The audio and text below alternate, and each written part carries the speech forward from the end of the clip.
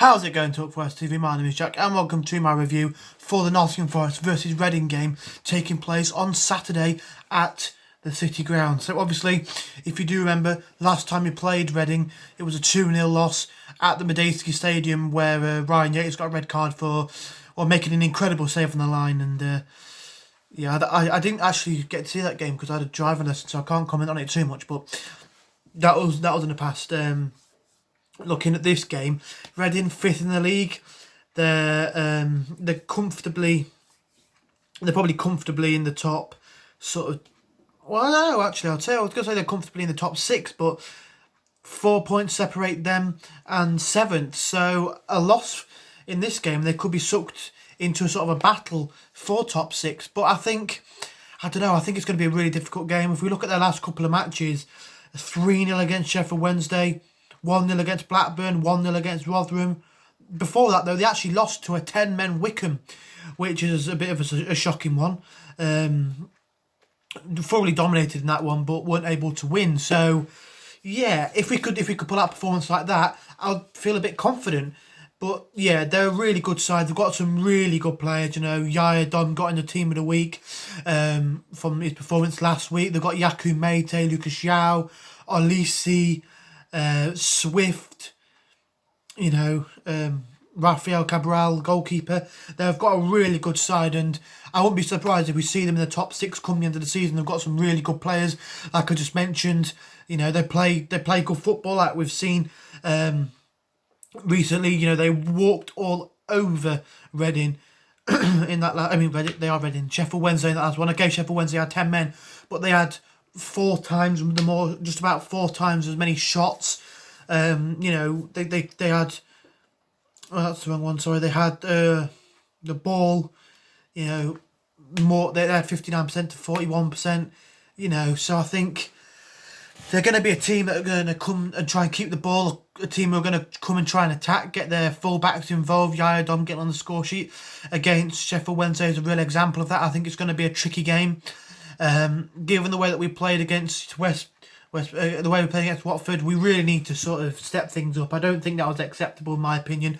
I think we sat off them far too much. We need to, and I mentioned this in my review, we need to look to start pressing, start when they're on the ball, start getting into them, start forcing them an error, start trying to make them make a mistake, because I think if we're able to do that, then we'll be able to have more opportunities, because you saw Watford and they were pressing Worrell on the ball, they were pressing Figueiredo, forcing him into an error, forcing him into taking the heavy touch to try and get the ball away from the players rushing up to them. We give their defenders far too much time on the ball. I've mentioned this in other games.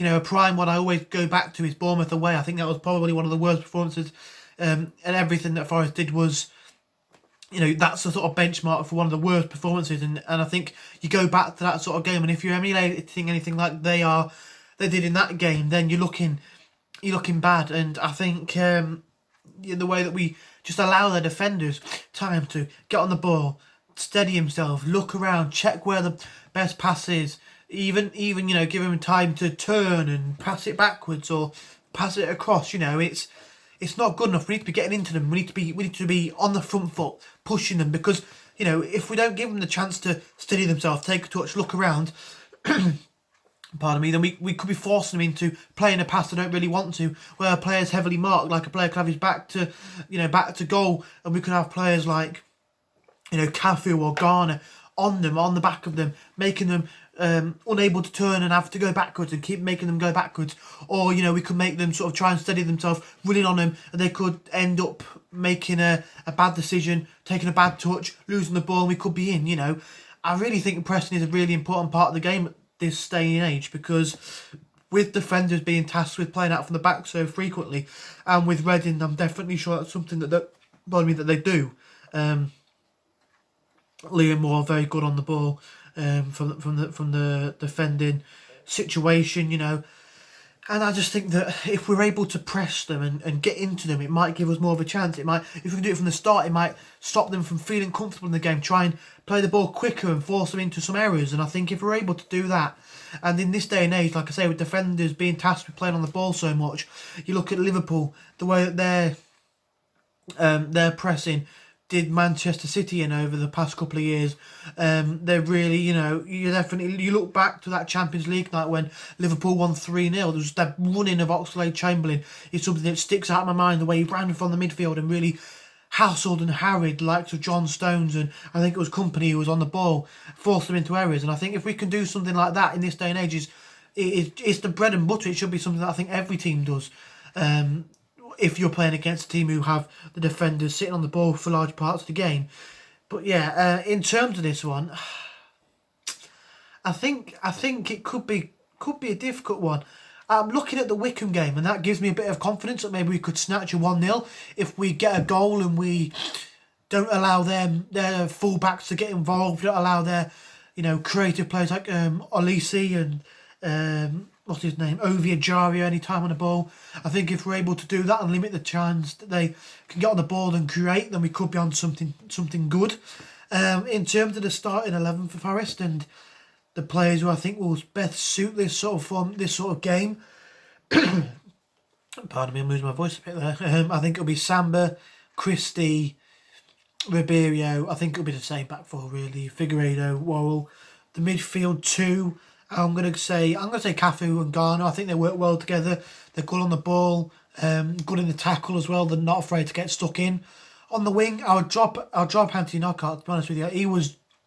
He was like a little child, to be honest with you. His attitude stank. I don't think he was interested at all to be on the pitch. He was arguing with the referee, falling over at any given opportunity. And I think if we can play somebody else like an Amiobi, we saw what he could offer against Millwall. He hasn't played since the Middlesbrough game that we lost all that time ago. How many games ago was that off the top of my head? It was off the top of my head. I'm having a look. 1, 2, 3, 4, 5, 6, 7, 8, 9, 10, 11, 12 games ago was the last time I think we saw Amiobi play in the league. And I think if we can play him and get something out of him like we saw in that Millwall game or Swansea last season, then we could be on something special. I think I'll play him on the right. On the left, Alex Myton. I think we need that pace for when we manage to get the ball and we get the ball forward, we transition from defence to attack. Behind the striker, I'd say Filip Krovinovic. And then up front, it's difficult. Do we start, I don't know if Graben's 100% fit. Do we start Murray? Do we start Taylor? I'll probably start Taylor. He's come off the bench, and in the situation that we're asking him to play, it maybe doesn't suit him. So if he can get a start, we might see something good from him. We saw against Cardiff last time. I think he actually scored for Forest, where he was able to get an early goal and help us to win 1-0 in that one. So I think it's important that we get. Oh, sorry, we got something out there. I think it's I think it'll be good if we start Taylor and maybe bring on someone like a Glenn Murray later on in the game. Maybe he's a bit tired because he played so many minutes at his age. I'm not too sure, but I think if we give Taylor a go from the off, he might be able to have more time to influence the game. Then coming off the bench when we maybe 1-0 up or he's seeking a goal, 1-0 up, trying to hold on or seeking a goal. Then I think it could be good giving him the start from the off. Maybe he could offer something a little bit different than what he's offered off the bench. But yeah, in terms of the score for this one, I've got a feeling I'm going to go 1-0 Forest, but I don't really feel all that confident. I think if we can look at the Wycombe game, and that gives us a bit of hope in terms of a team down near the bottom like we are against them, who they've sort of shown that it can be done. And yeah, I'd say 1-0 Forest with a goal scorer being someone like an Amiobi. I reckon Amiobi might cut inside and get a long range effort off. But yeah, it feels so long. It feels really weird actually not watching Forest until last Saturday. We usually have a game Tuesday or Wednesday, and we haven't had that. So hopefully it gives the boys a good week's rest, and we're able to be fully fit and ready to go again. If we look at all the results recently, you look at probably Blackburn might be a similar sort of game to this one. I think maybe if you look at going back, I don't know. I'll probably say that Blackburn game might be the closest game to where we have won a game against a side like Rotherham or Reading. But yeah, like I say, 1-0 Forest.